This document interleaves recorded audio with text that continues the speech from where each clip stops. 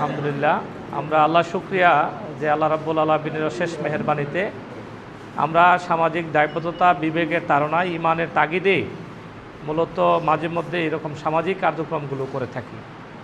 আমরা যে করে থাকি এটা কোনো লৌকিকতা নয়, আমরা একমাত্রই আল্লাহ সন্তুষ্টের জন্য এই কাজটা করে থাকি। আমরা যে কাজটা করে থাকি এটা সামাজিক দায়বদ্ধতা থেকে আমরা এই কাজটা করে থাকি।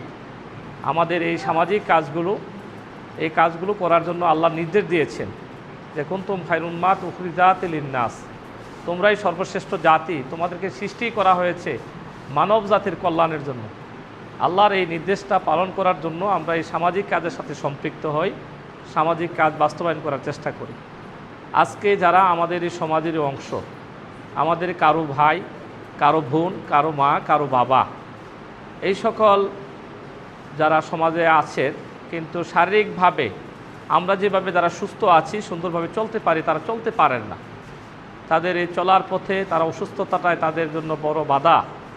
ওই সকল ব্যক্তিরা যাতে স্বাভাবিকভাবে চলতে পারে, সুন্দরভাবে চলতে পারে, সুন্দরভাবে সময়টা কাটাতে পারে, এই জন্য আমরা আজকে এই আয়োজনটা করেছি, হুইল চেয়ারের দেওয়ার ব্যবস্থা করেছি। আমরা আজকে আমাদের এটা কার্যক্রমটা আনুষ্ঠানিকভাবে শুরু হয়েছে এবং এই কার্যক্রম আমাদের বন্ধ হবে না। আমরা যেখানে এই খবর পাব, যেখানে এই সমস্যা দেখব, সেখানে জামাত ইসলামের কর্মীরা, ইসলামী ছাত্র শিবিরের কর্মীরা ছুটে যাবে ইনশাআল্লাহ।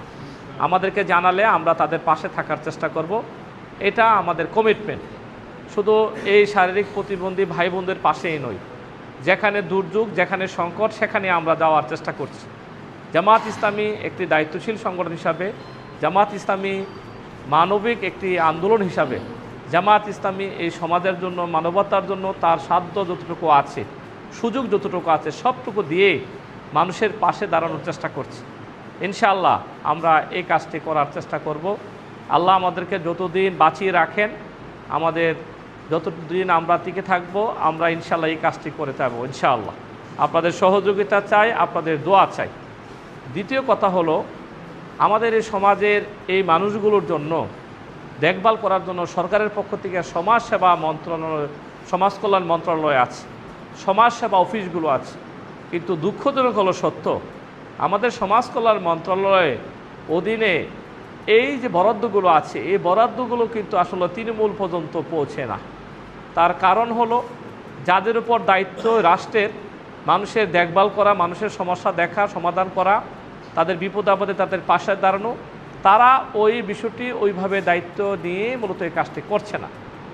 তারা না বিবেকবোধ তাদের মধ্যে জাগ্রত হয়, না দায়িত্ববোধ তাদের মধ্যে আছে। রাষ্ট্রের দায়িত্ব যেভাবে হোক তারা কিন্তু দায়িত্ব পেয়েছে, অথবা দায়িত্ব নিয়েছে, অথবা জনগণ তাদেরকে দায়িত্ব দিয়েছে, অথচ রাষ্ট্রের এই দায়বদ্ধতা থেকে তারা যে ভূমিকা রাখার কথা ছিল তারা রাখে না। না রাখার কারণে বাংলাদেশের বেশিরভাগ জায়গায় শারীরিক প্রতিবন্ধী যারা আমাদের মা বোনেরা আছে, ভাইয়েরা আছে, বোনেরা আছে, তারা অনেক কষ্ট করে মানবতর জীবনযাপন করে। আমরা তাদেরকে শুধু আজকে হুইল চেয়ার নয়, তাদেরকে আরও চিকিৎসা দেওয়ার ক্ষেত্রেও আমরা তাদেরকে সহযোগিতা করার প্রতিশ্রুতি দিচ্ছি ইনশাআল্লাহ। আমাদের যতটুকু সামর্থ্য আছে, সুযোগ আছে, আমরা সবসময় আজকের পর থেকে আমরা এখানে যারা আছেন, আপনারা আমাদের পরিবারের অংশ হিসাবে আপনাদের পাশে আমরা দাঁড়াবো। আপনাদের পাশে আমরা দাঁড়িয়ে আপনাদের একজন বন্ধু হিসাবে, ভাই হিসাবে, দায়িত্বশীল হিসাবে, আপনার সহকর্মী হিসাবে আমরা ভূমিকা রাখতে চাই, যদি আপনারা আমাদেরকে সুযোগ করে দেন। সম্মানিত ভাই ও বোনেরা, আমরা যেই সমাজে আজকে আছি, এই সমাজটা মানবিক সমাজে আমরা কেন পরিণত করতে পারছি না?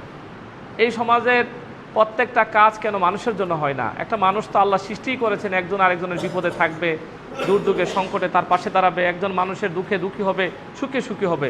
কিন্তু দুঃখজনক হলো সত্য, আমরা আমাদের সমাজটা মানবিক সমাজে পরিণত করতে পারছি না। কারণ আমাদের রাষ্ট্রের দায়িত্ব যাদের কাঁধে আছে, তারা আমাদের এই দায়িত্বটুকু ভালোভাবে নিষ্ঠার সাথে তারা পালন করে না।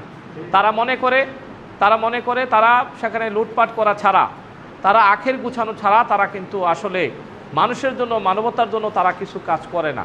কিছু কাজ খুব লোক দেখানো যে কাজগুলো করে, যেগুলো না করলে না হয়, তারা সেই কাজটুকু ততটুকুই তারা করে। কিন্তু দায়িত্ববোধের জায়গা থেকে, যে দায়িত্ব তাদের কাঁধে আছে, দায়িত্বের জায়গা থেকে তারা দায়িত্ব পালন করে না। এজন্য আল্লাহর আইন এবং সত্যকের শাসন যদি সমাজে কায়েম না হয়, আল্লাহর আইনের বিধান অনুযায়ী যদি সমাজ পরিচালিত না হয়, রাষ্ট্র পরিচালিত না হয়, রাষ্ট্র ব্যবস্থা পরিচালিত না হয়, কখনো আমাদের এই সমস্যাটা সমাধান হবে না। আর সৎ ব্যক্তিদের হাতে, সৎ দক্ষ দেশপ্রেমিক আল্লাহ বিরু নেতৃত্বের হাতে যদি দায়িত্ব কর্তব্য না থাকে, দায়িত্ব না থাকে, তারা সে দায়িত্ববোধের জায়গা থেকে তারা যদি সেই দায়িত্বটুকু পালন না করে, অন্যদের হাতে যদি দায়িত্ব থাকে, তাহলে আমাদের এই সমস্যা সংকট কখনো সমাধান হবে না। শুধু আজকে শারীরিক প্রতিবন্ধী কেন, অনেক অসুস্থ মানুষ আছে সমাজে। প্রত্যেকটা ইউনিয়ন পরিষদে, পৌরসভাতে, ওয়ার্ডে 19টার মতন সেবা পরিষেবা আছে। এই সেবা পরিষেবাগুলো কিন্তু আমরা জানিও না, জনগণও জানে না কী সেবাগুলো আছে। এবং এই সেবাগুলো মানুষের দ্বারে দ্বারে পৌঁছায় দেওয়ার যে দায়িত্বটুকু, যারা দায়িত্ব আছে তারা কিন্তু সেই দায়িত্বটুকু পালন করে না। রাষ্ট্রের যারা কর্মকর্তা কর্মচারী তারাও করে না, যারা জনগণের প্রতিনিধি হিসাবে ভূমিকা রাখে এবং তারাও সেই কাজটা করে না। ইনশাআল্লাহ আল্লাহ যদি কবুল করেন, আমরা এখানে আমাদের করবা পৌরসভার যিনি মেয়র প্রার্থী কাজী সিরাজুল ইসলাম ভাই আসছেন, আমাদের ইয়াকুব ভাই উপজেলা চেয়ারম্যান প্রার্থী, আমাদের বুরহান ভাই আখড়া পৌরসভা মেয়র প্রার্থী, এবং আমাদের এখানে অনেক নেতৃবৃন্দ এখানে আছেন।